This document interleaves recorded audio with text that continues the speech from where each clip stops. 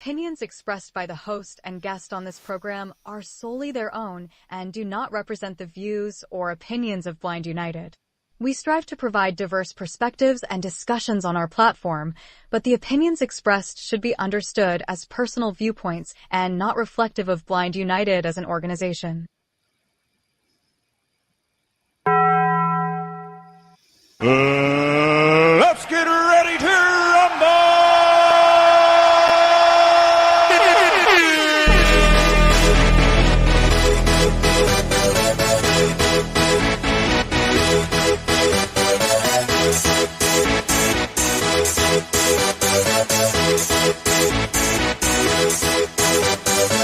Y'all ready for this?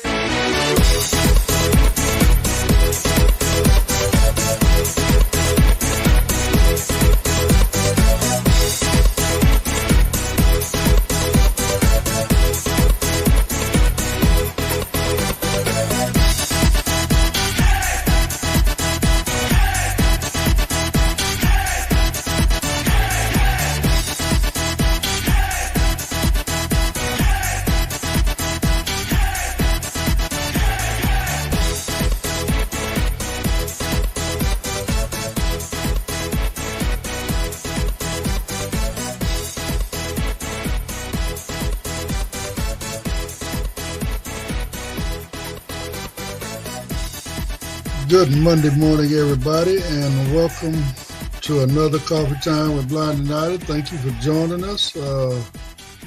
It is Monday, and I'm here with Brittany and Pedro. Good morning, y'all. Good morning, Ed and Pedro.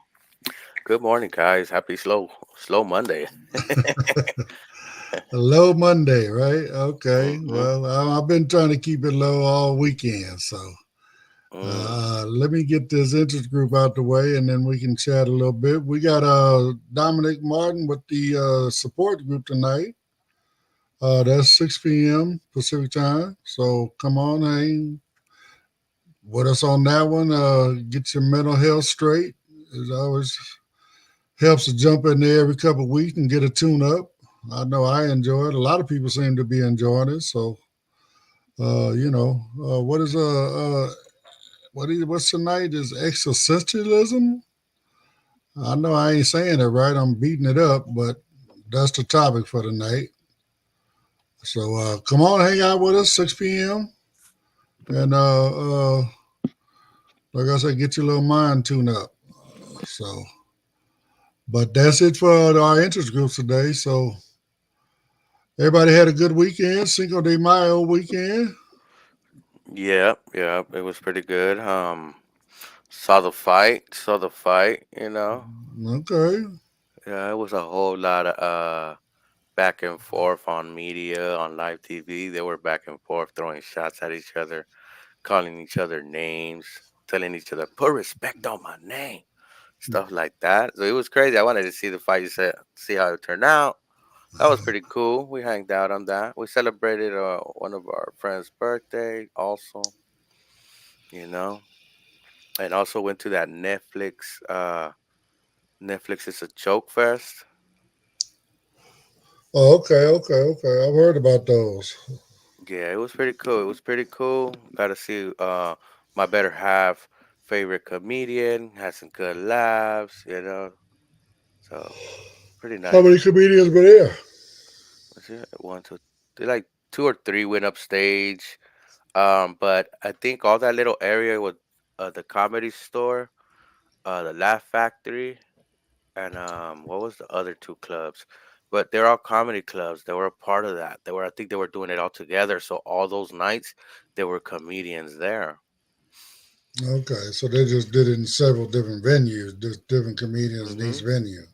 Yep, and they caught us in a drone shot. I put my cane up so somebody might see me out there, and if you do, holler at me, say what's up. You know. Hey Ed, you know something funny? They actually pulled me to the side. They were like, "Hey, let me interview you," and I was like, "All right." I'll put that on my channel later, Unseen Adventures 8 at YouTube. And Okay. yeah, a quick little 1 minute thing, 1 minute thing. But it was fun. Hey, that was uninspected. I was just happened to be there. We were waiting in line, so it was I don't pretty want, nice. it's all about enjoying yourself while you can. Live your best life. That's what we all trying to do. So Yeah, like you said, with Unseen Adventures, you can see Pedro and Monica out there doing their thing, and they all over town. I seen the other one the other day. He's back at Famous Dave's, Oh the yeah, barbecue spot again the other day. yeah. So I don't know. You ever been there, Britt? Famous Dave's? Yeah, their food's decent. Oh, what? Okay, I think it's pretty good. It's pretty good. Okay. But we went to, oh my God, I'm blanking on the restaurant's name. It was also a barbecue spot, but it was pretty good, pretty good. I ordered a little cornbread. I thought it was gonna be like a little muffin, man. It came in a skillet, like boom, here you go. And I was like, all right, I guess. But it was pretty good food, you know.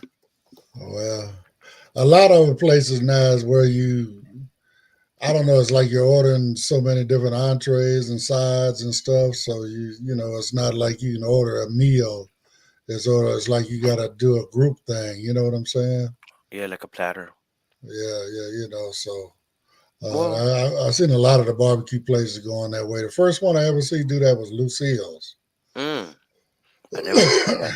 but now a lot of them do that stuff now. So, but Yeah, yeah. But good they barbecue is also, hard to find.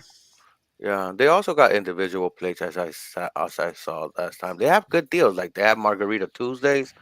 I think they're $4 or $5. I forgot something like that. $2 tacos or Taco Tuesday too. So they be having Anything to some get them in deals. the dough. Hey, I'm down to go during the week for one of those, or maybe two. Drink and tacos. I hear you. Tacos and tequila.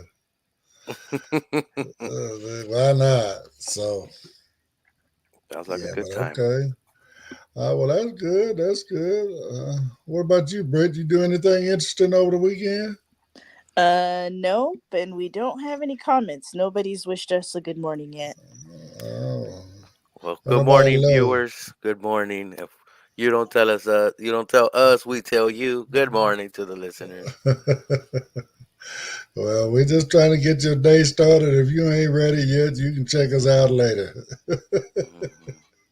And today I already had my first cup of coffee. It was nice, a little bit of creamer, that mushroom coffee, that I talk about, you know. Well, you behind me, my brother. You can have it. I'll stick with my dark roast, and you just tell me. I'll let you guys tell me about it. Yeah. Well, I kind of stopped drinking coffee, so when I have a cup now, I just do that one, and you know, and it's pretty soft. It's pretty smooth. I like it. You know. Wow. I actually just used my last K pod, so I'll be drinking Folgers till about Friday when my new shipment arrives. Okay. I do them K pods on subscribe and save. So Oh, okay. Yeah, yeah, I heard of that. Yeah, you yeah, do save in the long run. You do stack up something. yeah. It works out. I'm paying what, like 43 cents a cup. Mm. You know, I get 100 K cups for $43. Okay, and that's where Amazon. Yeah, Okay. Okay. you Okay. know. I might have to And consider you that. can buy all the different flavors. They got all. I just, that's just what I chose. Mm. Mm. You Okay. know, you get Starbucks, Dunkin' Donuts, whatever. If they would put it in a K cup, you can put it in there. Mm-hmm. Okay. So, Yeah. Know what but else? Something exciting that I got this weekend. I got me a smart vacuum cleaner. So this I just it docks itself, right? And when I step out the door, I could just put start cleaning. It will go around and you got a clean. Roomba. Well, you could call it a Roomba, but it's not a Roomba. That's just the brand of that's the name of a Okay, model but it's or brand. basically the same. A smart vacuum is Yeah. what it is. But yes, exactly same concept, but it's not a half a spear. This is kind of flat. Um, Good thing that the way we have our couches, they're kind of off the floor, so that thing goes under and cleans all that up, man. Everything. That little thing picks up everything, goes over the carpets, cleans the carpets, knows. This little thing knows when it's on the carpets, and then it starts really like engine up the engines to suck up all that. I'll be like, whoa, okay, okay. You know, I was like, let's give it a run. It's a tech. It's a little gadget. You know me in tech. Hey, have fun with it. As long as it's working for you. The So poor what's thing. the price point on it? This is the best part. $40. Oh, that ain't mad at all. I went and did my research when it first came out. I think it was $106. Went down to $80, and I seen it. Somebody talked about that it was $60, but I was able to get it for 40. So I ain't mad at that.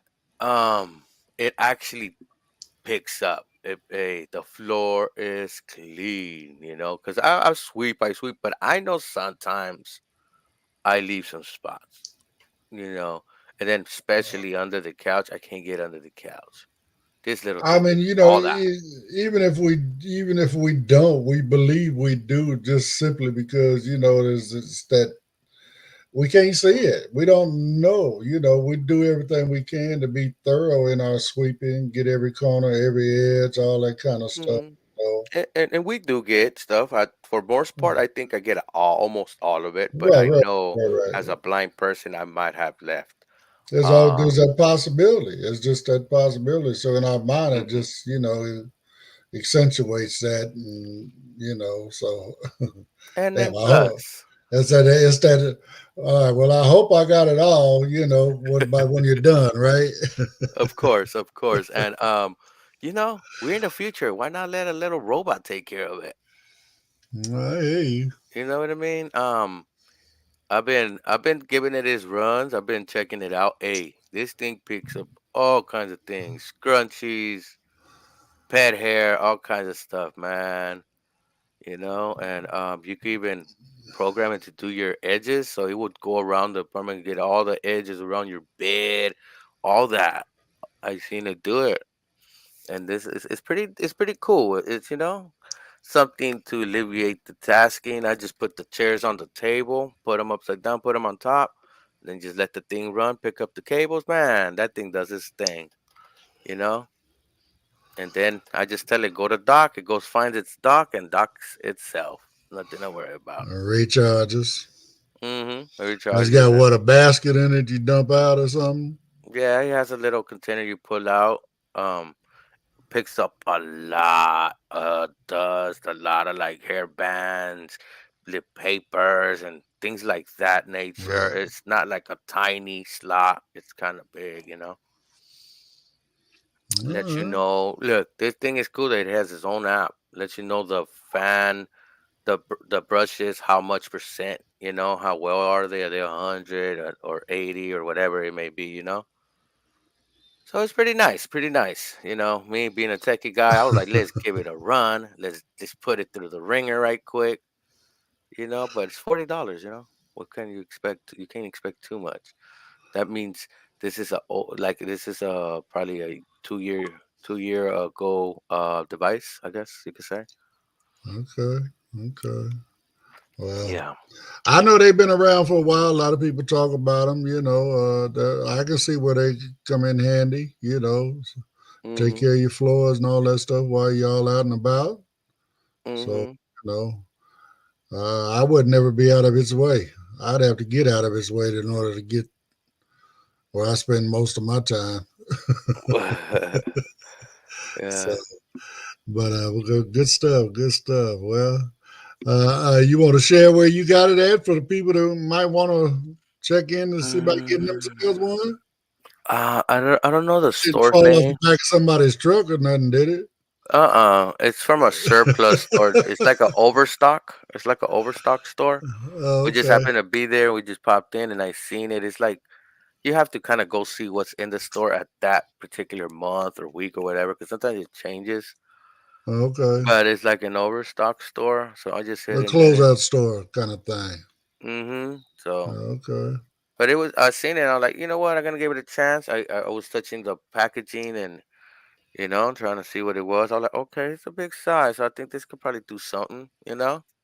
Plus, it's been years they've been out. They probably perfected it. It's from Ion. I don't know if you heard of that company. They do all kinds of other little gadgets and stuff. No, I don't. I But don't pay attention to none of that kind of stuff no more. So, but yeah, anyway, still nobody bopping in on us this morning, Brittany. Was in here No, all by Tina ourselves, said huh? happy Monday. So thank you, Tina, for watching and Okay. being Thank you, supportive. Tina. Thank you. yeah. Thank you, Tina. Good Uh, morning. Also, I hope you're enjoying your cup of tea. You know, or a cup of coffee. right, right, Um, right. but on that note, we're gonna cut to a quick break and we'll be back, guys. If you'd like to know more about Blind United, you can visit our website at blindunited.org. You can email us at info@blindunited.org. You can call us at 909-846-8825. You can follow us on Instagram at Blind United Interest Groups. You can follow us on X at Blind United 22. You can watch our YouTube channel, Blind United. You could join our Facebook group, Blind United Interest Groups, or you can follow our Facebook page, Blind United. The opinions expressed by the host and you are cordially invited to the Blind United's Color Party fundraiser. When? May 25th, 2024. Time, 1 p.m. to 5 p.m. Cost, $15 per person in advance. Please sell payments to Blind United Incorporated at blindunited2022@gmail.com. Deadline is May 6, 2024. For more information, contact Cheryl Thurston at thurston74@gmail.com or info@blindunited.org. Are cordially invited to Blind United Scholarship Ceremony. Please join us in awarding 2 scholarship recipients in honor of Les Subotnik. Date: Sunday, May 19th, 2024, held at Rodrigo's Mexican Restaurant. 12 p.m. to 4 p.m. and Omni-access service goes there. Cost per person $37 in advance, which includes your meal, tax and gratuity. Deadline to turn in money, your meal selection, and beverage will be Tuesday, May 7th, 2024. You can contact Cheryl Thurston at cthurston74@gmail.com. We will see you there. Now back to the show.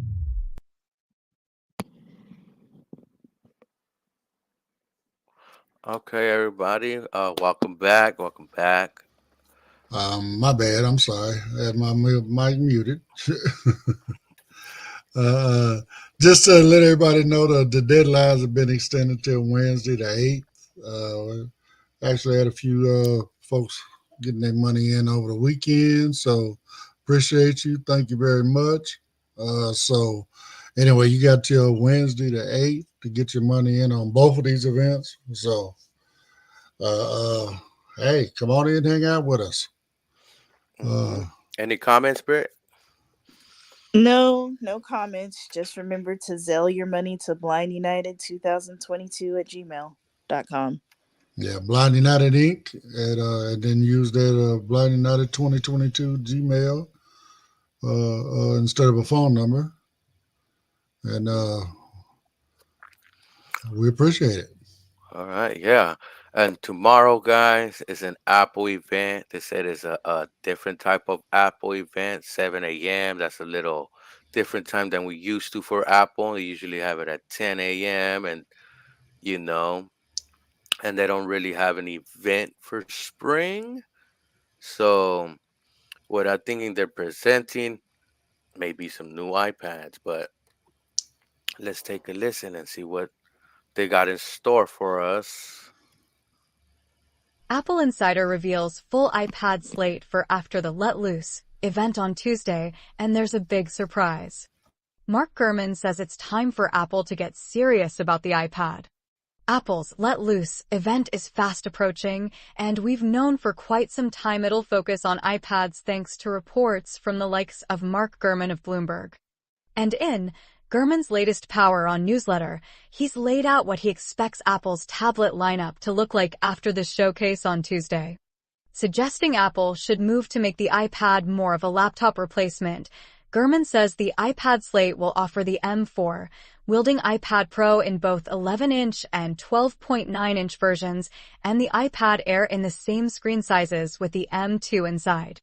The iPad mini is also sticking to the 6th generation version, although Apple hasn't given up on that form factor yet, while the 10th generation base model will still offer a 10.9-inch display. Perhaps the biggest surprise, however, is that the 9th generation iPad may not be going anywhere, at least not yet. A stay of execution? It does seem a little surprising to have an Apple tablet from 2021 still using a home button on the same store page as the iPad Pro and its rumored M4 chip, the first time an M-series Apple Silicon chip has appeared first in a tablet. Still, Gurman doesn't expect that juxtaposition to last too long, suggesting, by next year, that the 9th-gen iPad will be gone, replaced by a cheaper 10.9-inch model, and that Apple will also revamp the iPad mini with a faster chip. Gurman suggests that it'll clean up the lineup considerably, and it's seemingly going to lead to a base iPad, an iPad mini, and 2 sizes of Air and Pro. Now back to the coffee time crew.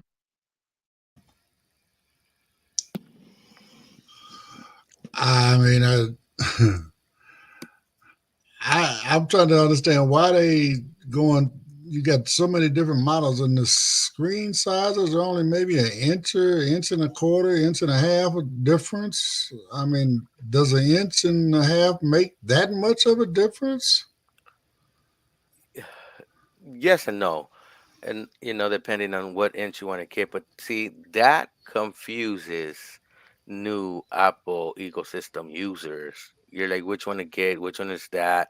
So I think what they may be trying to do is start putting their little categories and stop phasing some out that don't need to be there because you're correct. They do have inch and a half, and then you have a 12-inch iPad, 13-inch MacBook, and they try to maybe make the iPad a laptop replacement. And what are you doing if you're trying to compete against a pro device with another pro device? Depends on your preference and what you want to do. Um, you know, but a 13-inch Mac, it's portable like an iPad. I could just slide this in my backpack and it's not even heavy. Hey, I mean, again, if it sells, I guess it's smart business. Just I don't know. I just don't get the whole hype. I think for me, the hype would be more about what's inside. The screen size doesn't matter to me at all because why? I can't see it. So, Mm-hmm. I've always said that as long as I got me a swipe pad, I'm good. Yes, that's true. You know, Honestly, bigger device, bigger battery life. They're switching to OLED screens, so they are rumored to be getting high-end OLED screens for all the lineup for the iPads. So this will conserve battery, especially in theory, if you put on the screen curtain and it's able to turn off all those little pixels individually.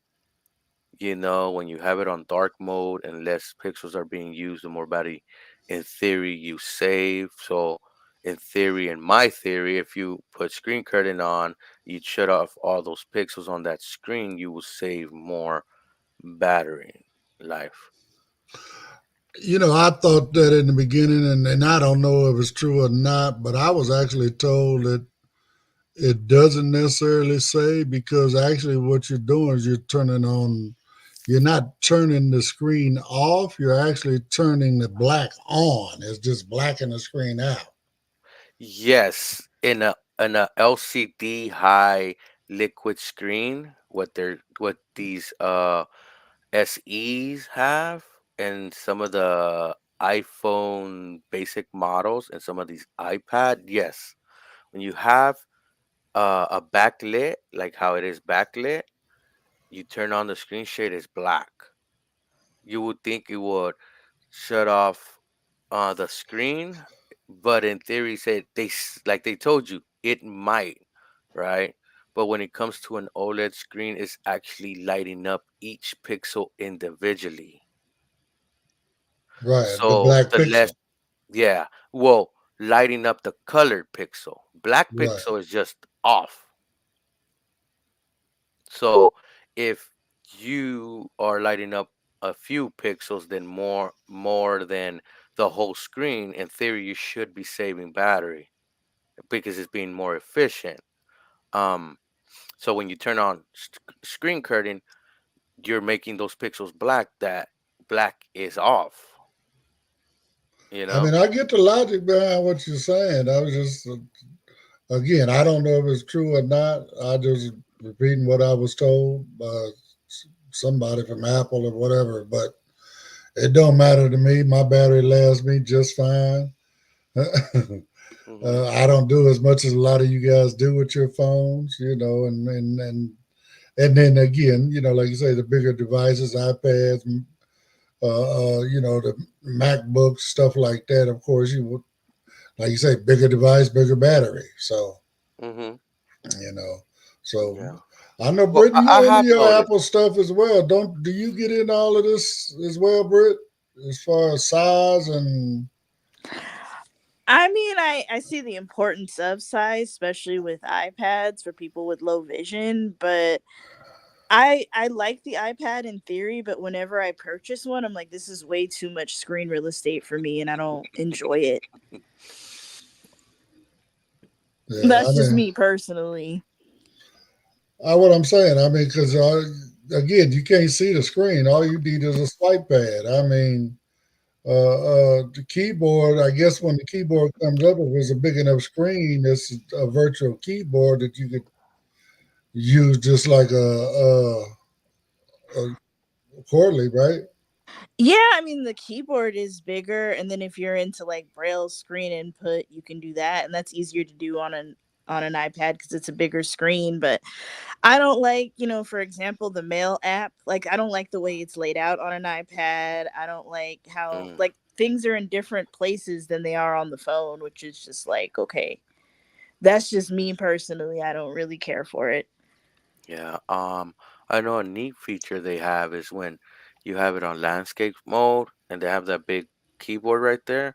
You could split it to the left and the right, and it turns so when you're holding your iPad, you don't have to stretch out your fingers to type. That's one pretty cool one.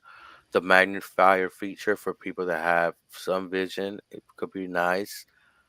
Splitting two apps and putting one on the left, one on the right, and actually able to use VoiceOver to jump back and forth and see the data you have. Could be a nifty feature, but you're right, Britt. Sometimes it feels like it's big. If you are a person that don't use a backpack all the time and don't carry a backpack, carrying it and your backpack might be an option. But if you be leaving your backpack and all that, having it in your hand could be a little,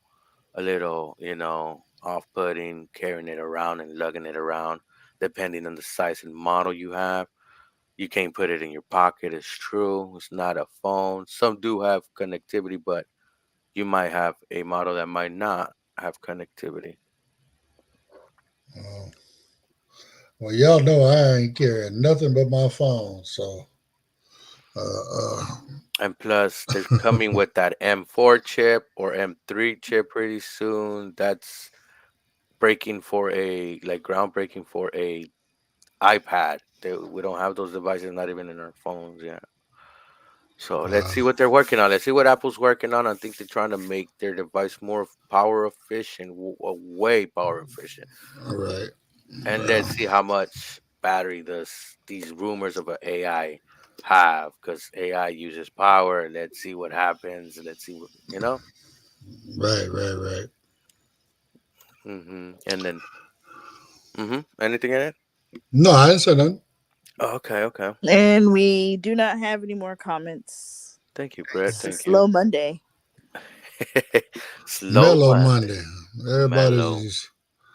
Everybody's moving real slow today.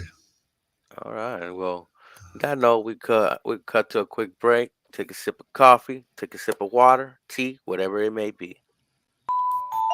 If you'd like to know more about Blind United, you can visit our website at blindunited.org. You can email us at info@blindunited.org. You can call us at 909-846-8825. You can follow us on Instagram at Blind United Interest Groups. You can follow us on X at Blind United 22. You can watch our YouTube channel, Blind United. You could join our Facebook group, Blind United Interest Groups, or you can follow our Facebook page, Blind United. You are cordially invited to the Blind United's Color Party fundraiser. When? May 25th, 2024. Time, 1 p.m. to 5 p.m. Cost, $15 per person in advance. Please sell payments to Blind United Incorporated at blindunited2022@gmail.com. Deadline is May 6, 2024. For more information, contact Cheryl Thurston at thurston74@gmail.com or info@blindunited.org. You are cordially invited to Blind United Scholarship Ceremony. Please join us in awarding 2 scholarship recipients in honor of Les Subotnick. Date: Sunday, May 19th, 2024, held at Rodrigo's Mexican Restaurant. 12 p.m. to 4 p.m. and Omni-access service goes there. Cost per person $37 in advance, which includes your meal, tax and gratuity. Deadline to turn in money, your meal selection, and beverage will be Tuesday, May 7th, 2024. You can contact Cheryl Thurston at cthurston74@gmail.com. We will see you there. Now back to the show. Just right quick again, please Zelle your money to Blind United Inc. at blindunited2022@gmail.com. Just also for clarity, Rodrigo's, they don't do multiple checks, so we have to do everything in one check. They've created a menu for us for this banquet. So therefore, we will take your order now, and then when we arrive at the restaurant, we'll turn that in to the staff so they can put them plates together for us, and everybody will be done according to your name. So again, that's their requirements. I'm sorry, but that's what they're asking us to do. So we're not getting nothing out of that again. That's all going to the restaurant. That's your tip, drink, meal, all of that good stuff. Now, if you want to drink, they do have an open bar, so bring cash, a debit card, or something so you can get you a drink if you want one. They got some really good margaritas there as well. So, yeah, come on out and hang out with us as we try to do something good for the community, give out a couple scholarships, so. But again, yes, Cheryl's email is there. You can contact her, give her your meal menu, whatever. You can get at us, info@blindunited.org, and put, flyers, whatever one you want within the info or, subject matter. And I'll make sure you get a flyer so you know what the menu is, whatever the case may be. So got a couple more days to take care of all that. So, all right, done with the business of it. So we can move forward. All right, guys. Have y'all ever thought to yourself, man, only if I did this earlier? Have you ever been late to something and you're like, oh man, I should have got this information earlier. I should have done this. Well, And this next article is about Apple and maybe being late to the AI game. Better Siri is coming. What Apple's research says about its AI plans. It would be easy to think that Apple is late to the game on AI. Since late 2022, when ChatGPT took the world by storm, most of Apple's competitors have fallen over themselves to catch up. While Apple has certainly talked about AI and even released some products with AI in mind, it seemed to be dipping a toe in rather than diving in headfirst. But over the last few months, rumors and reports have suggested that Apple has, in fact, just been biding its time, waiting to make its move. There have been reports in recent weeks that Apple is talking to both OpenAI and Google about powering some of its AI features, and the company has also been working on its own model called Ajax. If you look through Apple's published AI research, a picture starts to develop of how Apple's approach to AI might come to life. Now, obviously, making product assumptions based on research papers is a deeply inexact science. The line from research to store shelves is windy and full of potholes. But you can at least get a sense of what the company is thinking about and how its AI features might work when Apple starts to talk about them at its annual developer conference, WWDC, in June. Heading level 2 smaller, more efficient models. I suspect you and I are hoping for the same thing here, Better Siri. And it looks very much like Better Siri is coming. There's an assumption in a lot of Apple's research and in a lot of the tech industry, the world, and everywhere that large language models will immediately make virtual assistants better and smarter. For Apple, getting to Better Siri means making those models as fast as possible and making sure they're everywhere. In iOS 18, Apple plans to have all its AI features running on an on-device, fully offline model, Bloomberg recently reported. It's tough to build a good multipurpose model even when you have a network of data centers and thousands of state-of-the-art GPUs. It's drastically harder to do it with only the guts inside your smartphone. So Apple's having to get creative. In a paper called LLM in a Flash, Efficient Large Language Model Inference with Limited Memory, all these papers have really boring titles, but are really interesting, I promise. Researchers devised a system for storing a model's data, which is usually stored on your device's RAM, on the SSD instead. We have demonstrated the ability to run LLMs up to twice the size of available DRAM on the SSD, the researchers wrote, achieving an acceleration in inference speed by 4-5x compared to traditional loading methods in CPU, and 20-25x in GPU. By taking advantage of the most inexpensive and available storage on your device, they found the models can run faster and more efficiently. Apple's researchers also created a system called Eilbert that can essentially compress an LLM into a much smaller size without making it meaningfully worse. Their compressed take on Google's BERT model was 15 times smaller, only 1.2 megabytes, and saw only a 4% reduction in quality. It did come with some latency trade-offs, though. In general, Apple is pushing to solve a core tension in the model world. The bigger a model gets, the better and more useful it can be, but also the more unwieldy, power-hungry, and slow it can become.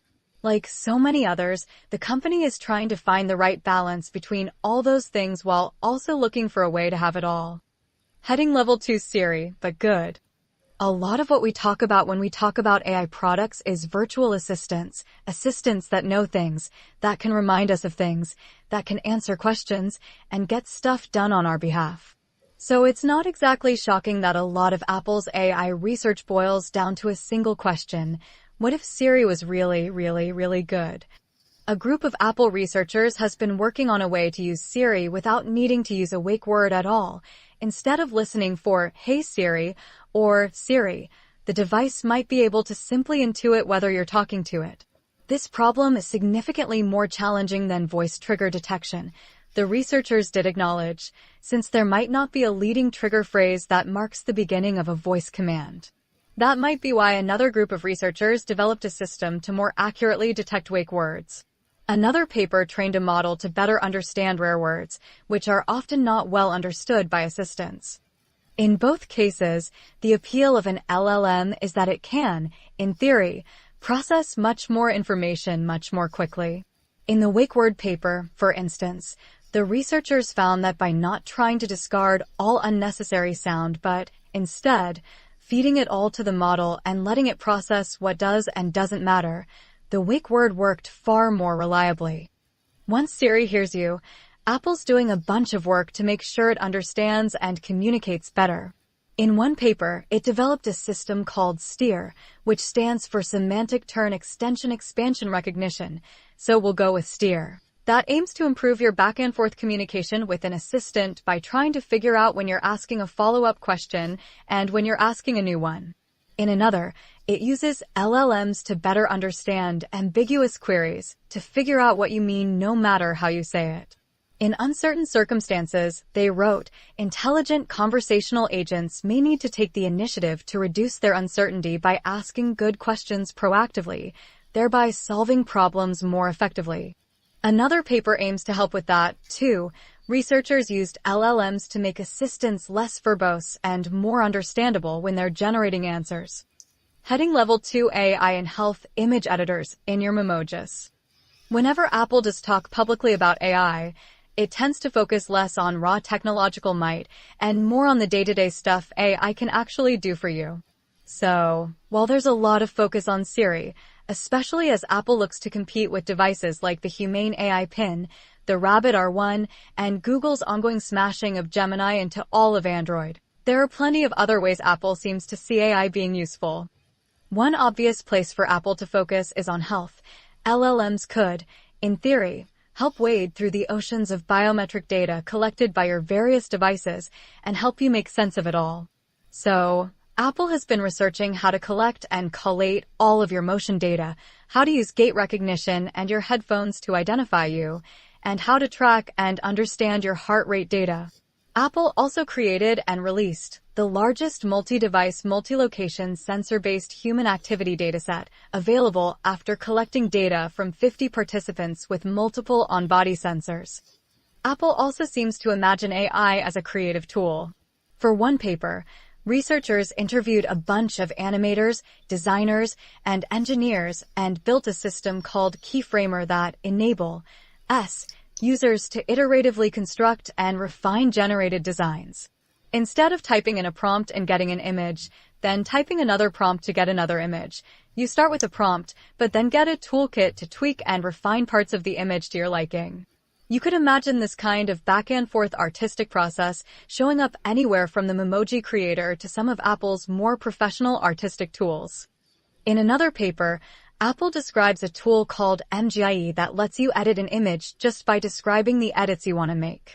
Make the sky more blue. Make my face less weird. Add some rocks, that sort of thing. Instead of brief but ambiguous guidance, MGE derives explicit visual-aware intention and leads to reasonable image editing, the researchers wrote. Its initial experiments weren't perfect, but they were impressive. We might even get some AI in Apple Music. For a paper called Resource-Constrained Stereo Singing Voice Cancellation, researchers explored ways to separate voices from instruments in songs, which could come in handy if Apple wants to give people tools to, say, remix songs the way you can on TikTok or Instagram. Over time, I'd bet this is the kind of stuff you'll see Apple lean into, especially on iOS. Some of it Apple will build into its own apps, some it will offer to third-party developers as APIs. The recent journaling suggestions feature is probably a good guide to how that might work. Apple has always trumpeted its hardware capabilities, particularly compared to your average Android device. Pairing all that horsepower with on-device, privacy-focused AI could be a big differentiator. Over time, I'd bet this is the kind of stuff you'll see Apple lean into, especially on iOS.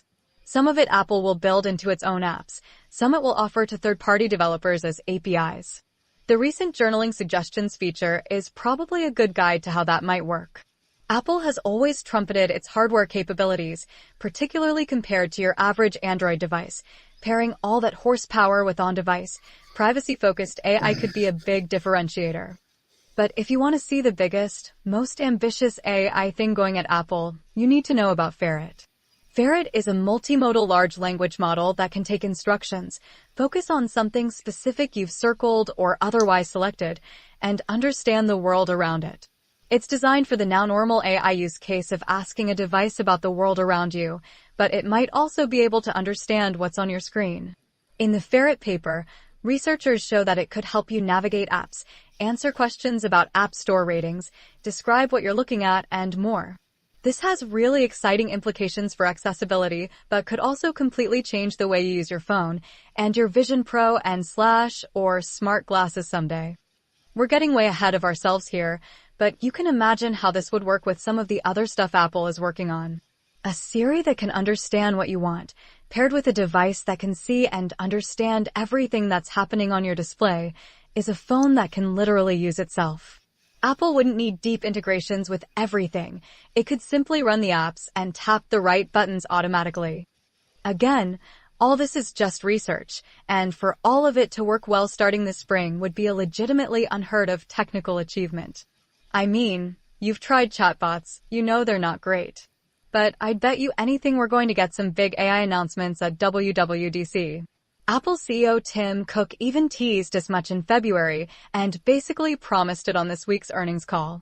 And two things are very clear. Apple is very much in the AI race, and it might amount to a total overhaul of the iPhone. Heck, you might even start willingly using Siri. And that would be quite the accomplishment. Now back to the coffee time crew. Well, it definitely sounds like Apple has a lot of big dreams for what they want their AI to be in the future, with a lot of great integration.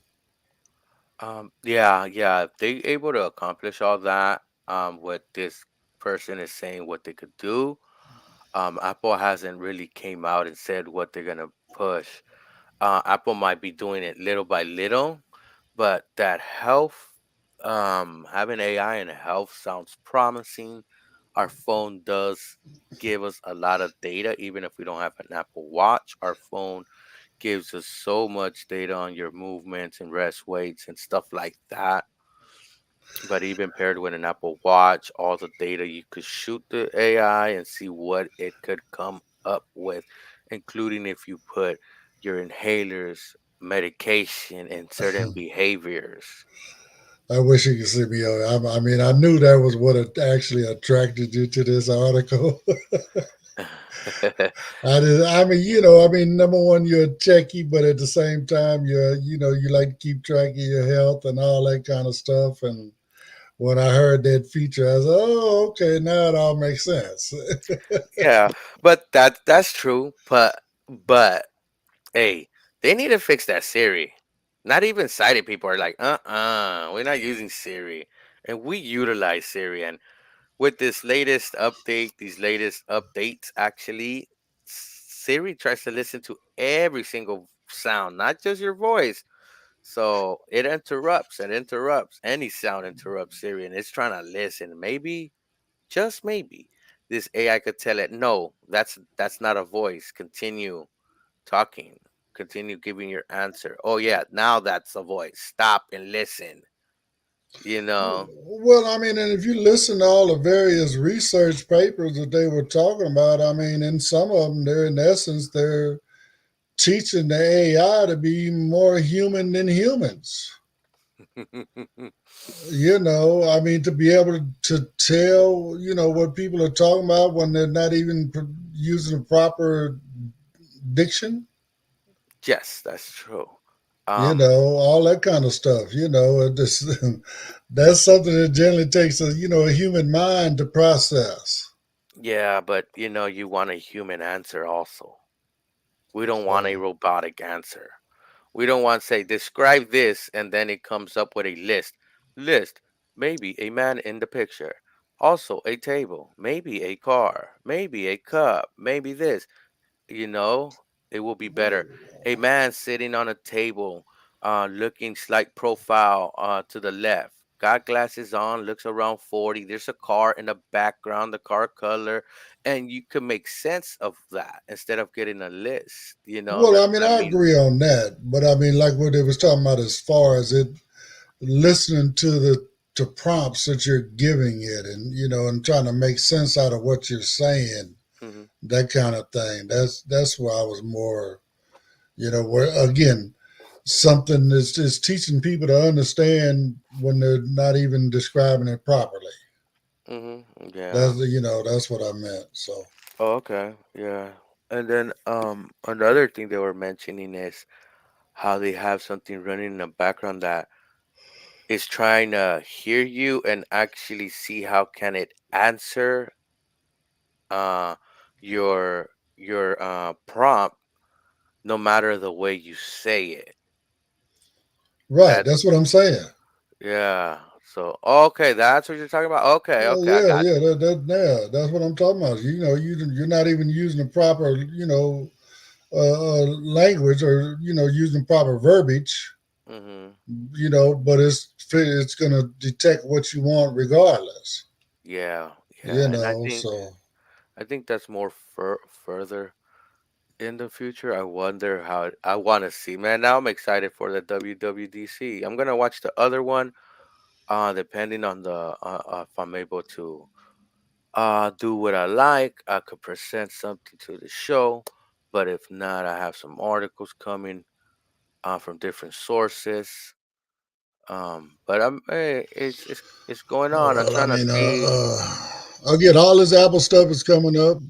Mm-hmm. No, go ahead. No, go ahead. No, I was just saying, Apple's just got a lot of stuff coming up right now. They keep people on the edge of their seat, waiting to hear what they got to say next. They Yeah, got a great line of products, and it's like they, well, rather than do a once a year, here's a list of our, what would change in our line of products. They got, okay, iPads today, iPhone tomorrow, and MacBook the next day, or next week, next month, whatever the case yeah. may be.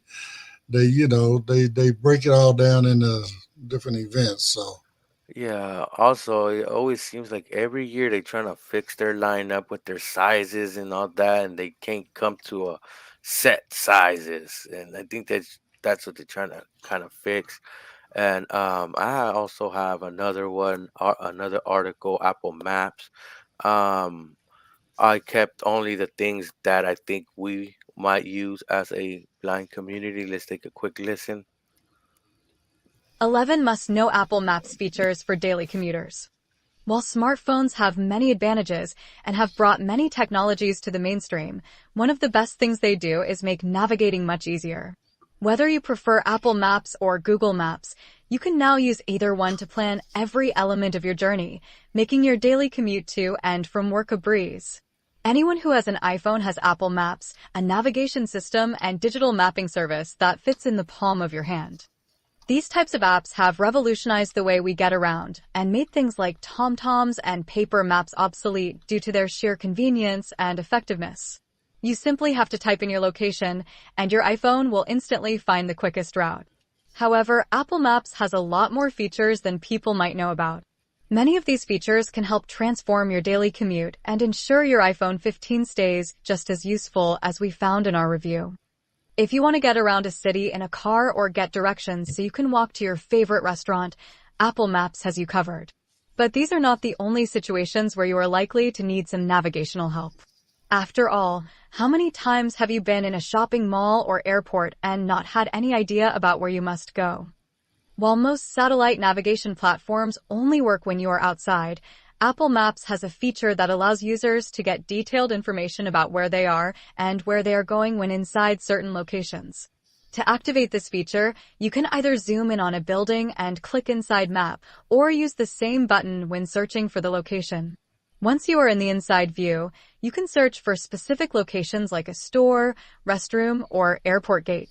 Users can switch to different levels if an area has multiple floors and tell Apple Maps to display only certain types of locations. Tidal get detailed information about public transport. While the iPhone and Apple Maps tie into many Apple CarPlay features, they're just as useful when you are on foot. What many pedestrian Apple Maps users may not realize, though, is that the software has a lot of interesting features to make using public transport a whole lot easier. As you might expect, Apple Maps can give you directions to train stations or bus stops. However, it goes even further than that, allowing you to plan entire routes using public transport. All you have to do is type in your destination and then choose the public transit option. Once that's done, you can choose a route that best suits your needs by choosing whether you want to take the bus, train, tram, or any other available choices. To make your journey even easier, Apple Maps provides detailed information such as departure and arrival times as well as connection information. So, if you are in a major city like London or New York and looking to get a bus, it will let you know exactly where to go and what number to use. It can also provide fare amounts and tell you if you need to swap to a different mode of transport at any time. Title, make, and view restaurant reservations. Apple Maps is not only useful for planning journeys or traveling to destinations. It's evolved to be far more than simple mapping services and now often includes additional services to make your life easier. These kinds of features vary between different apps, and Apple Maps has a handy ability to book a restaurant reservation directly through the interface without having to navigate to a third-party site or app.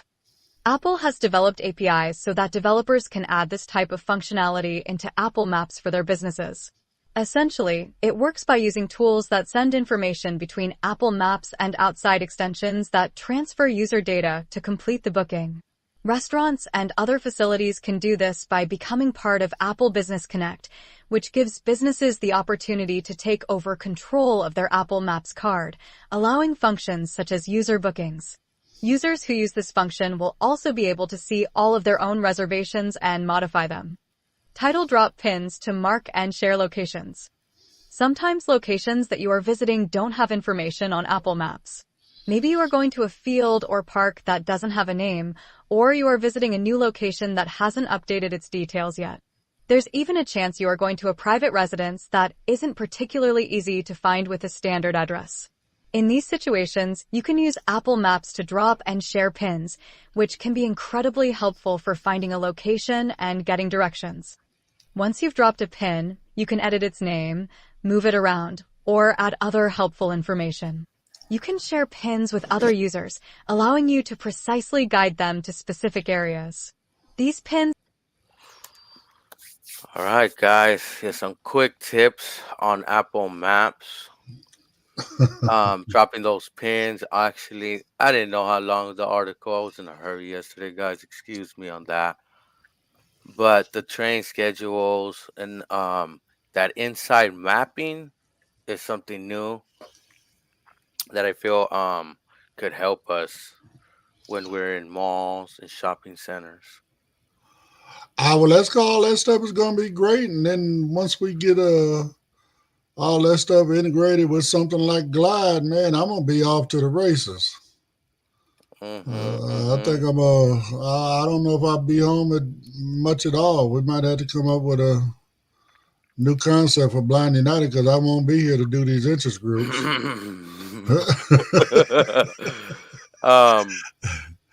Yeah, and yeah, there's another one that you put your headset at and you point. You put your headphones on, you point, and it would tell you the stores within a mall. I'm still trying that out, so I'm actually blanking on the name right now. But there's several apps. But man, if we could get turn by turn directions on Apple Maps and it knows where is the lounging locations, like you know how in some malls they have like an area where you could sit down, and if it could get you around all that, hey, that'd be really, really pretty cool. Right. Well, it's going to take something like that, like you say, some sort of AI navigation or something, because they're definitely not going to give us any sort of a, tactile path or anything like that for our community anyway, so some sort of AI mapping assistance would definitely be a lot of help to our community. That's for sure. Within the malls, within office buildings, within doctors' offices, all that kind of stuff. So Yeah, that'd be pretty cool. That's what they're on. There's actually a lot of major malls, theaters, and things like that. They're already getting support for these features, so pretty excited. it's about time. Yeah, it's about time because the AI actually could come in handy. For example, what about we walk into the mall and we have our phone in our pocket, we got one earpiece, and we could just say, "Hey, S lady. Um, where am I in my map, and which way I gotta go without even pulling out your phone? Or am I too over here? Or do I need to make a right? Do I need to make a left or continue straight? Yeah, I know the map could tell you straight, but you might have got turned around or something and facing a certain way, and you might have to orientate yourself. A AI looking the way you're facing, all that could give you that information on the fly. Right. Well, and that's where wearables come into play. If you have a nice set of wearables, something, then you'll be good with all that. So there's always advancements out there for technology. Hopefully it's just going to keep getting better and better and better for us. So stay tuned. We will definitely be talking about it as we find out about it. So yeah. And also one more thing: if you're coming to the color party and coming to the ceremony, please bring your canes, and we're gonna be collecting canes to present them to You Can Give. So if you have an old cane, a cane you ain't using, and you would like to put it in another blind person's hands, bring those, and we're collecting them. And come join us and have some fun too. Thank you for making sure we covered Jimmy. We done forgot all about Jimmy. Not in our hearts, but just got busy and carried away with other stuff today. But yeah, You Can Give. Come on, help out a fellow blind person that can't just run down and order up a cane like we can. They just can't get one like we can. So let's try to help them get one. So. And if you need to if you need to have an old cane, go get yourself a custom cane, and you're able to have an old cane. Hey, I love mine. I really do. They're just, they're great conversation starters and conversation pieces. So, when people see them, oh man, that's cool. People put their hands on them. They're really tactile as well. You can almost feel some of the designs that are in some of them. So anyway, on that note, thank everybody that may listen to us later on. And thank you, Tina. Wants to know where Pedro got his vacuum from. It's an Ion Smart Vac, guys. Smart Vac 2000. It's a basic model. So you might be able to find it for like $60 or $40 around Walmart. From what I was gathering, I got it from a surplus store. So out here somewhere in Whittier. The Ion Smart Vac 2000. There you go. All right. Well, on that note, we'll see you on Taco Tuesday. Y'all have a great day, and we'll talk to you tomorrow. Have a great day. Don't forget to join us tonight at 6 p.m. for a support group with Dominic Martin.